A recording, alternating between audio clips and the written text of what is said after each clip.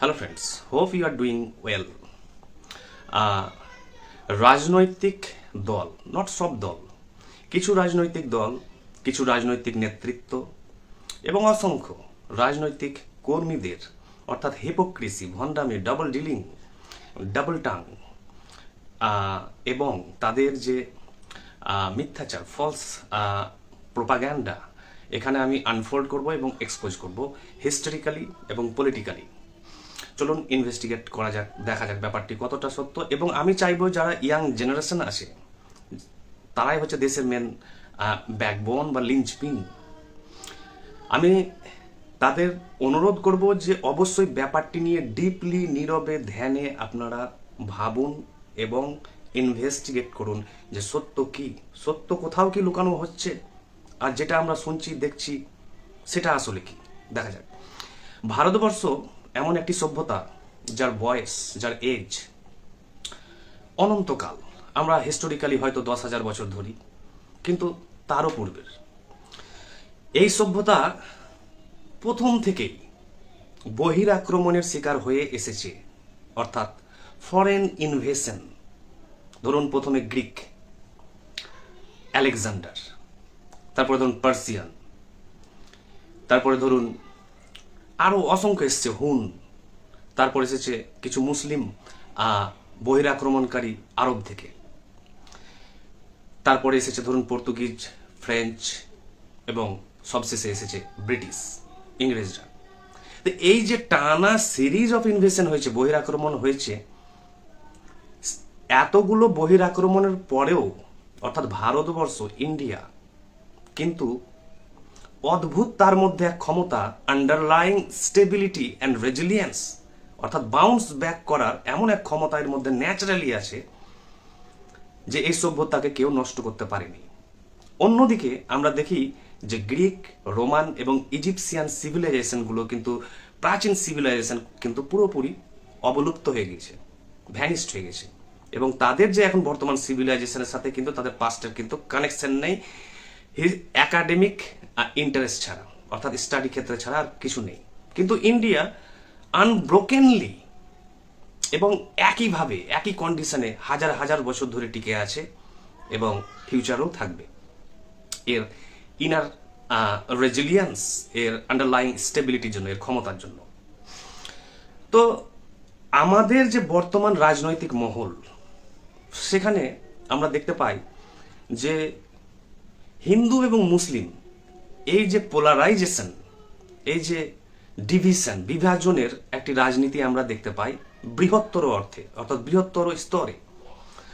মাঝারি এবং ছোটতে আছে ধরুন কাস্ট আছে, জাতি আছে, বর্ণ আছে, ল্যাঙ্গুয়েজ আছে। So India is apparently A chaotic country, একটি মনে হচ্ছে হইচইপূর্ণ দেশ, কিন্তু অদ্ভুত সে টোটালটাই কিন্তু শান্তিপূর্ণ, এত কিছুর ডিসপ্যারিটি, ডিফারেন্সেস থাকা সত্ত্বেও। তো যখন আমরা ব্রিটিশ শাসনের আন্ডারে ছিলাম তখন কিন্তু আমাদের নিজস্ব পাওয়ার ছিল না, অর্থাৎ আমরা ছিলাম সাবজুগেটেড রেস। আমরা কিন্তু অন্যদের তত্ত্বাবধানে ছিলাম। তারা যা বলতো, তারা যেভাবে লেজিসলেচার পাস করতেন, আইন প্রণয়ন করতেন, সেভাবে আমরা কিন্তু ফলো করতাম, অর্থাৎ আমরা এক ধরনের গোলাম। এবং সেখানে যে আমাদের নিজস্ব কনস্টিটিউশন ছিল না, সংবিধান, আমাদের নিজস্ব অ্যাডমিনিস্ট্রেশন ছিল না, আমাদের নিজস্ব জুডিশিয়ারি ছিল না, আমাদের নিজস্ব পার্লামেন্ট ছিল না, আমাদের নিজস্ব মিডিয়া সেই অর্থে ছিল না। ছিল কি, সবই ব্রিটিশ ডোমিনেটেড জিনিস এবং ব্রিটিশ ম্যানিপুলেটেড জিনিস, এবং টোটাল হচ্ছে ব্রিটিশ হেজিমনি বা সুজারনিটি। সেই সময় যে ভারতের যে, এবং সেই সময় যে ভারতের যে ডিভিশন, অর্থাৎ বাংলাদেশের যে বিভাজন, এদিকে ভারত পাকিস্তান পার্টিশন থেকে শুরু করে অতীতে আফগানিস্তান, ধরুন অখণ্ড ভারত যেটা আমরা বলি, এই হয়ে এসেছে। কিন্তু তখন কি আমরা, অর্থাৎ আমরা যে ভারতীয়, তারা কি আমরা ভারতীয় ছিলাম? ছিলাম, কিন্তু আমাদের হাতে ক্ষমতা ছিল না, তাই সেগুলি সম্ভব হয়েছে। এবং সুলতানি যুগে মুসলিমরা এসেছে, আক্রমণ হয়েছে, সুলতানি এরা প্রতিষ্ঠিত হয়েছে, তারা সাম্রাজ্য করেছে। কিন্তু এখানে একটি বিশাল পয়েন্ট আছে, সুলতানি যুগের রাজারা কিন্তু বিকেম অন অফ আস, অর্থাৎ তারা ইন্ডিয়ান হয়ে গিয়েছিল। এদেশে যারা যারা আক্রমণ করতে এসেছে বা কলোনাইজ করতে এসেছে বা সেটেল হতে এসেছে সব কিন্তু হিন্দুয়াইজ হয়ে গেছে, যেটি ডিসকভারি অফ ইন্ডিয়াতে জওহরলাল নেহরুর আমরা দেখতে পাই। হিন্দুয়াইজ হয়ে গেছে, অর্থাৎ যে হিন্দু কালচার, অর্থাৎ হিন্দু কালচার বলতে কোনো হিন্দু ধর্ম বা সনাতন ধর্ম বলে নয়, ইটস এ ইন্ডিক কালচার, অর্থাৎ বুদ্ধিস্ট কালচার আছে, জৈন কালচার আছে, শিখ কালচার আছে, চারবাক কালচার আছে, সমস্ত ইনক্লুডিং সনাতন ধর্ম। এইখানে এসে তারা কিন্তু ইন্টিগ্রেটেড হয়ে গেছে অ্যাকালচারেশনের মাধ্যমে, অ্যাবজর্ব হয়ে গেছে। এটি হচ্ছে ইন্ডিয়ার প্রাচীন, মধ্যযুগীয় এবং আধুনিক ভারতের কিন্তু ক্ষমতা, যে এখানে যে আসবে সে ইন্ডিয়ান হয়ে যাবে, এখানে যে আসবে সে হিন্দুয়াইজ হয়ে যাবে। এর মাটি, এর আবহাওয়া, পরিবেশ এরকম। তো সুলতানি যুগে মুসলিম শাসন প্রতিষ্ঠা হওয়ার পরেও তারা কিন্তু ভারতীয় হয়ে গিয়েছিল। তারপর নেক্সট মোগল যুগ, মোগলরা এসেও কিন্তু ভারতীয় হয়ে গিয়েছিল। এবং আমি কিন্তু মোগল পিরিয়ডকে গ্লোরিফাই করছি না যে এরা বিশাল কিছু বা মুগ্ধমুখ, সবাই সেটেল হতে এসেছে, মাইগ্রেট করেছে, সবাই বহিরাগমন করে করে ভারতবর্ষে এসেছে।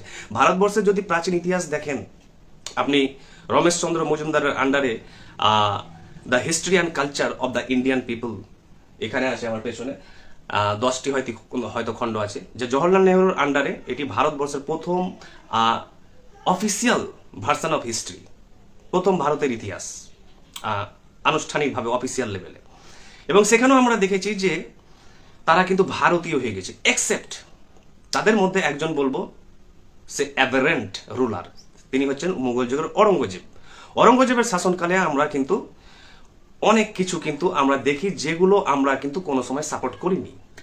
সেখানে রমেশচন্দ্র মজুমদারের ইতিহাসে the history and culture of Indian পিপলে আমরা দেখেছি সে মসজিদ নির্মাণ মন্দিরের ওপরে এবং মন্দিরের রিপেয়ারিং থেকে শুরু করে অনেক কিছুকে তিনি প্রতিহত করেছিলেন এবং কিছু কনভার্সন হয়েছে ইসলামিক ধর্মে সেই সময়। বাকি যা ইসলাম ভারতবর্ষে ছড়িয়েছে এবং মুসলিমদের সংখ্যা বেড়েছে তার ইতিহাস 2-3 রকমের।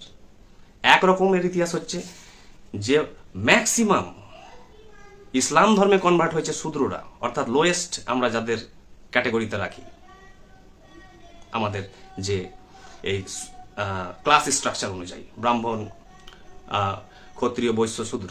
তো শূদ্ররা ছিল মার্জিনালাইজড, সাবঅল্টার্ন, অপ্রেসড, ডিপ্রেসড, অধিকার থেকে বঞ্চিত। তাদের বঞ্চনা থেকে মুক্তি পাওয়ার জন্যই তারা ইসলামে গিয়েছিল, কারণ ইসলামের মেসেজ ছিল সবাই সমান। তো তারা তো দেখবে যে আমরা কোথায় সোশ্যাল রিকগনিশন পাচ্ছি, সামাজিক স্বীকৃতি পাবো, আমরা আমাদের বাঁচার যে আমরা যে মানুষ তার মর্যাদা চাই।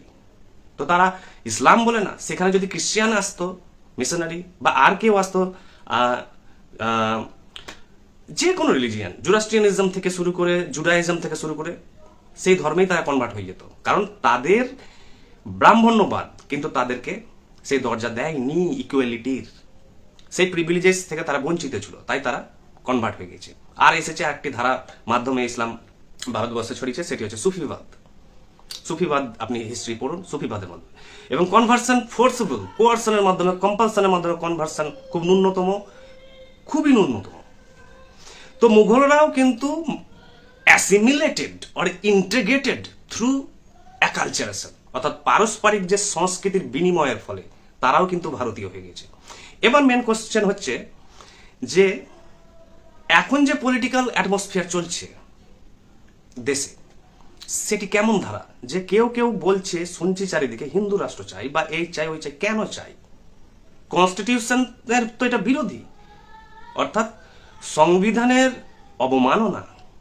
যে সংবিধান ভারতবর্ষকে যে হিসাবে ডিক্লেয়ার করেছে, প্রতিষ্ঠিত করেছে, তার বিরুদ্ধে আপনি চাইছেন, তার ভ্যালুজের বিরুদ্ধে, সেটি তো insult, humiliation to the values of Indian constitution. তো সেই সময় পার্টিশন হয়েছে কারণ ব্রিটিশ ছিল, সেই সময় বাংলাদেশ হয়েছে কেন? ব্রিটিশ ছিল। আমরা ছিলাম ছায়া হয়ে, আমাদের কোনো অপশনই ছিল না, পাওয়ারই ছিল না। কিন্তু যখন ভারত স্বাধীন হলো তখন আমরা কি কি পেলাম? Strong constitution, liberal constitution, Democratic constitution, একটি শক্তিশালী উদার সংবিধান পেলাম জুডিশিয়াল সিস্টেম, আইন ব্যবস্থা, parliamentary Democratic system, democracy, secularism, পেলাম প্রেস, ফ্রিডম অফ প্রেস, পেলাম আমাদের ফান্ডামেন্টাল রাইট, মৌলিক অধিকার, এগুলো থাকতে কেন কেউ বলবে যে অমুক রাষ্ট্র নিব? কারণ অমুক রাষ্ট্রের কি সৃষ্টি সম্ভব? কোনো মুসলিম যদি বলে আমি দারুল উল ইসলাম চাই, অর্থাৎ ইসলামিক রাষ্ট্র, কিভাবে নেবে তুমি? এগুলো সব সম্ভব হয়েছে ডিভিশন পার্টিশন যা হয়েছে সব প্রি ইন্ডিপেন্ডেন্ট এরাতে, অর্থাৎ স্বাধীনতার পূর্বে। কিন্তু সেই ইতিহাসকে, বিভাজনের ইতিহাসকে, পার্টিশনের ইতিহাসকে, যে এই শ্রেণীর লোকেরা হয়তো ভারতবর্ষের এই এই অংশ নিয়ে নিতে পারে, এরা হয়তো রাজত্ব করতে পারে, সেই ইতিহাসকে পুনরায় নিয়ে আসার চেষ্টা করা হচ্ছে এবং এক ধরনের অদৃশ্য, এটা ট্যাঞ্জিবল, একদম অদৃশ্য সাইকোলজিক্যাল কিন্তু ওয়াল সৃষ্টি করা হচ্ছে যে তারা তারা আদাররা কিন্তু এটা করতে পারে, আবার সেই ইতিহাস তারা নিয়ে নিবে, আবার এই হয়ে যাবে, এই হয়ে যাবে, এই যাবে, তো তোমরা ইউনাইট হও এদের বিরুদ্ধে। কোথায় সেটা তখন সম্ভব হয়েছে, এইটাই আমি বোঝাতে চাই ইয়াং জেনারেশনকে, যে সেটা তখন সম্ভব হয়েছে কেন? কারণ তখন আমাদের কাছে কনস্টিটিউশন বা কোনো পাওয়ার ছিল না। এখন তো প্রত্যেক সিটিজেন নাগরিক হচ্ছে পাওয়ারফুল।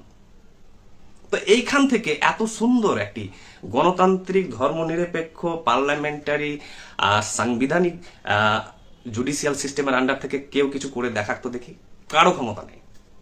তো তাহলে আপনি বা আপনারা সাইকোলজিক্যাল যে ওয়ার সৃষ্টি করছেন বা ফিয়ার সাইকোসিস, সেটা কি করতে চাইছেন? এটাই আমি বোঝাতে চাইছি যে প্রেজেন্ট সিনারিও সম্পূর্ণ ডিফারেন্ট। এখানে কেউ কিছু নিতে পারবে না ইন্ডিয়ার।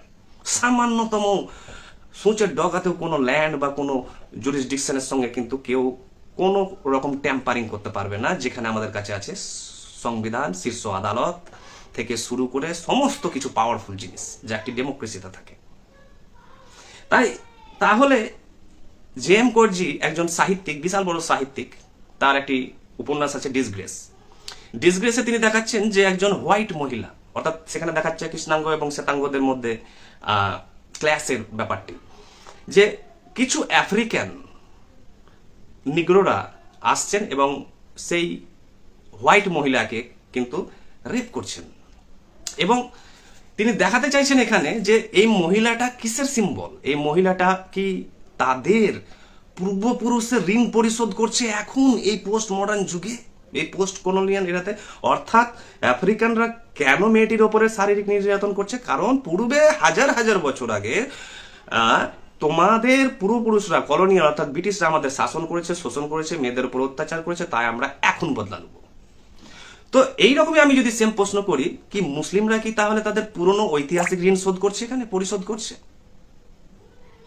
তাদের যারা বহিরাক্রমণ করে নিয়ে গেছে, ভারতের অনেক সম্পদ নিয়ে গেছে, তাদের ঋণ কি তারা শোধ করবে? তাদের সাথে তো কোনো সম্পর্ক নেই। এদেশের নাগরিক মুসলিমরা আমাদের, হিন্দু আমাদের, খ্রিস্টানরা আমাদের, যারা আছে এই দেশে, বুদ্ধিস্ট আমাদের, জৈন আমরা সবাই এক। এবং তাহলে তাদেরকে আমরা আলাদাভাবে কেন দেখব? বুদ্ধিস্টকে কেন আলাদাভাবে দেখব? মুসলিমকে কেন আলাদাভাবে দেখব? হিন্দুকে কেন আলাদাভাবে দেখব? সবাই তো ইন্ডিয়ান, সবাই হিন্দুয়াইজ। দেখছেন না কালচার অ্যাকালচারেশনের ফলে? রিয়া খাতুন নাম কি দেখুন, রিয়া খাতুন একজন মুসলিম মহিলা নাম, রিয়া হিন্দু নাম, খাতুন মুসলিম টাইটেল, অর্থাৎ মুসলিম কালচারাল টাইটেল।